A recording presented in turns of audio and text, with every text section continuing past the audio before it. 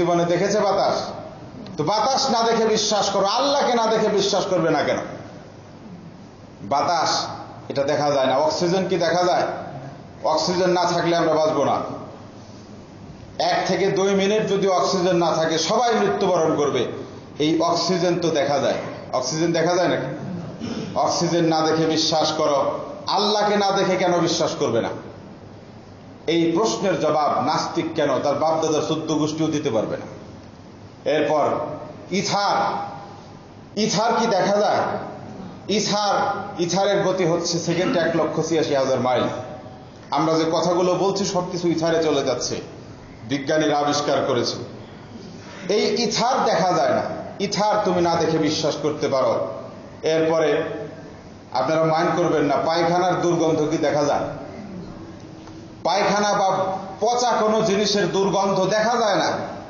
কোন নাস্তিক যদি বলে যে পায়খানার দুর্গন্ধ দেখা যায় না, এই জন্য আমি বিশ্বাস করি না, তাহলে ওর মুখের মধ্যে পায়খানা করে দেওয়া উচিত। কি বলেন? তাহলে টের পাবে আসলে পায়খানার দুর্গন্ধ আছে না নাই। তো পায়খানার দুর্গন্ধ তুমি না দেখে বিশ্বাস করো। ফুলের সুঘ্রাণ, ফুলের সুঘ্রাণ, যে কোনো সেন্ট বা আতরের সুঘ্রাণ, এটা কি দেখা যায়? আতরের সুঘ্রাণ কি দেখা যায়? কথা বলেন ভাইজান। আতরের সুঘ্রাণ দেখা যায় না। আতরের সুঘ্রাণ, ফুলের সৌরভ তুমি না দেখে বিশ্বাস করতে পারো, আল্লাহকে না দেখে বিশ্বাস করবে না কেন?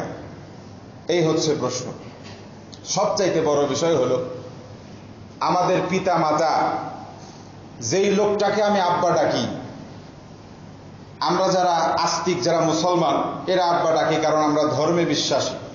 আমাদের ধর্মের নিয়ম হলো একটা ছেলে একটা মেয়েকে বিয়ে করবে, ধর্মীয় অনুশাসন মোতাবেক কিছুদিন পর সন্তান হলে সন্তানটা ওই মহিলাকে মা বলবে আর পুরুষটাকে কি বলবে?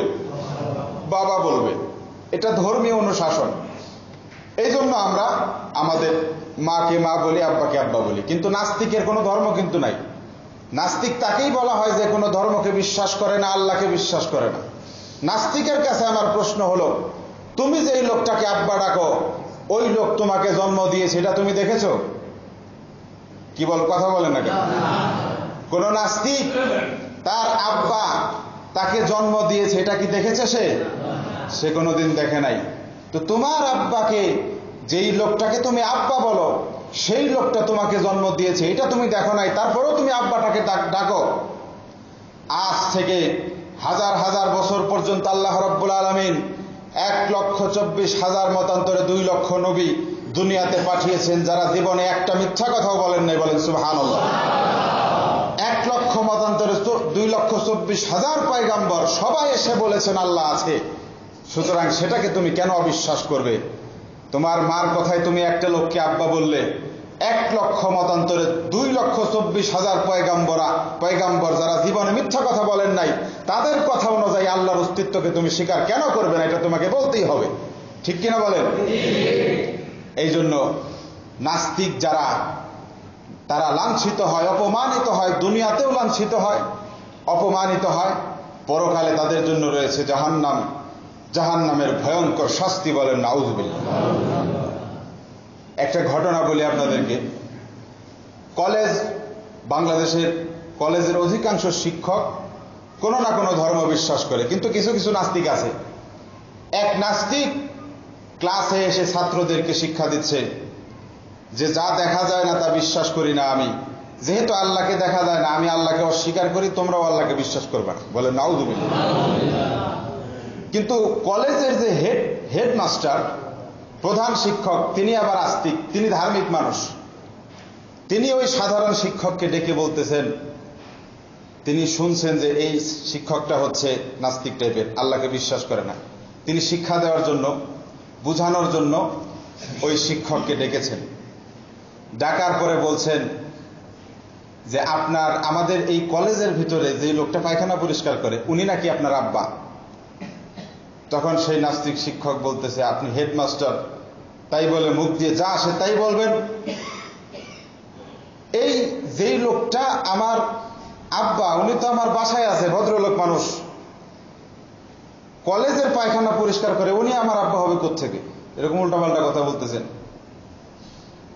এখন হেডমাস্টার তিনি জিজ্ঞেস করতেছেন যে ওই লোকটা যে আপনার আব্বা, আপনি যে বলতেছেন আপনার আব্বা বাসায় আছে, ভদ্রলোক মানুষ, ওই লোকটা যে আপনার আব্বা, আপনি কি দেখেছেন আপনাকে তিনি জন্ম দিয়েছেন? তখন আর তিনি কোনো কথা বলেন না।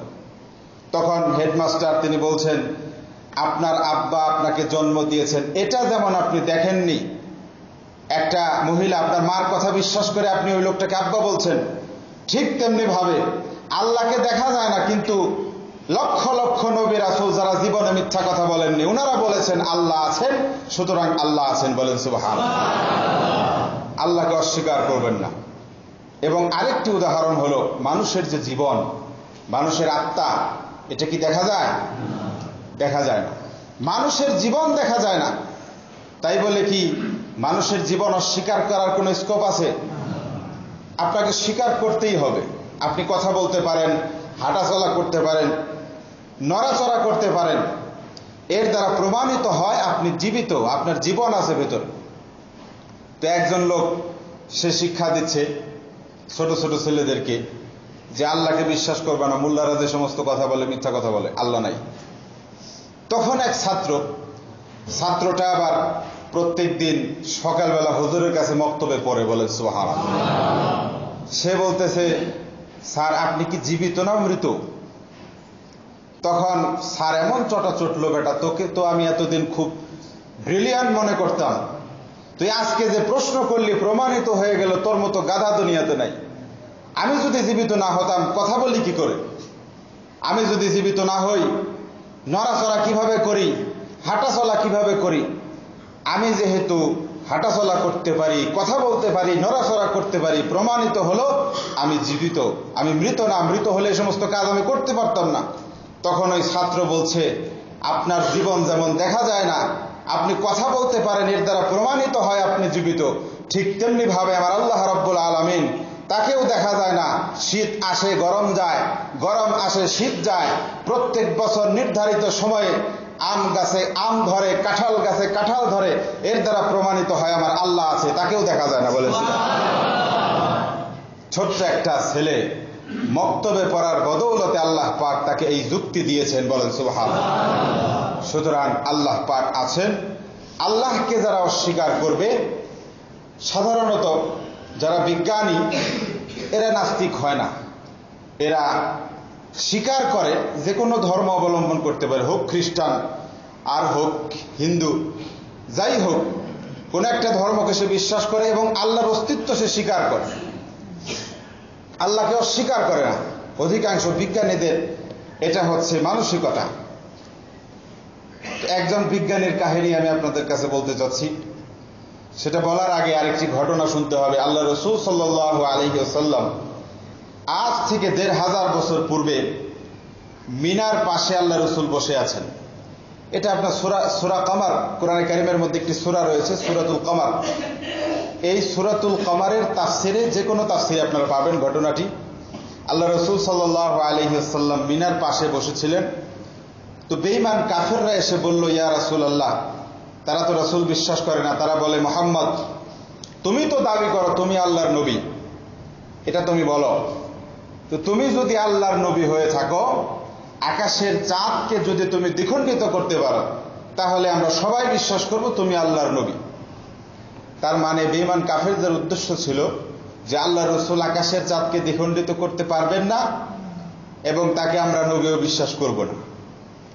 কিন্তু আল্লাহ রাসূল আল্লাহ পাকের কাছে যখন ফরিয়াদ জানালেন, আল্লাহ, কাফেররা এসে আমার কাছে বলছে আমি যদি আকাশের চাঁদকে দ্বিখণ্ডিত করতে পারি তাহলে তারা নাকি আমাকে নবী হিসেবে বিশ্বাস করবে, তারা নাকি ইমানদার হবে, ইসলাম ধর্ম নাকি তারা গ্রহণ করবে, সুতরাং আল্লাহ আপনি ব্যবস্থা করুন।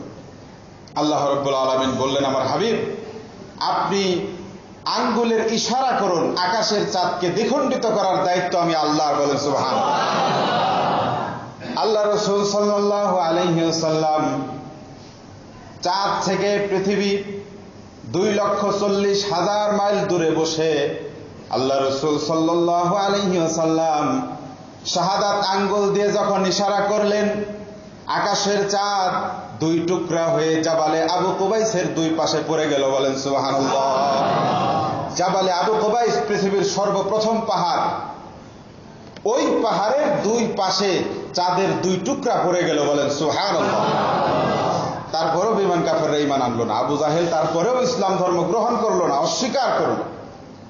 আল্লাহ রাব্বুল আলামিন তো বেঈমান কাফেররা তখন বলতে লাগলো যে মোহাম্মদ এতদিন জাদু করেছে দুনিয়াতে, আজকে মোহাম্মদ জাদু করেছে আকাশে। বলেন নাউযুবিল্লাহ। এটা কি জাদু? জোরে বলেন ভাই। এটা ছিল আল্লাহ রাসূলের মুজিজা, অলৌকিক ঘটনা। এটা জাদু ছিল না, বাস্তব ঘটনা ছিল।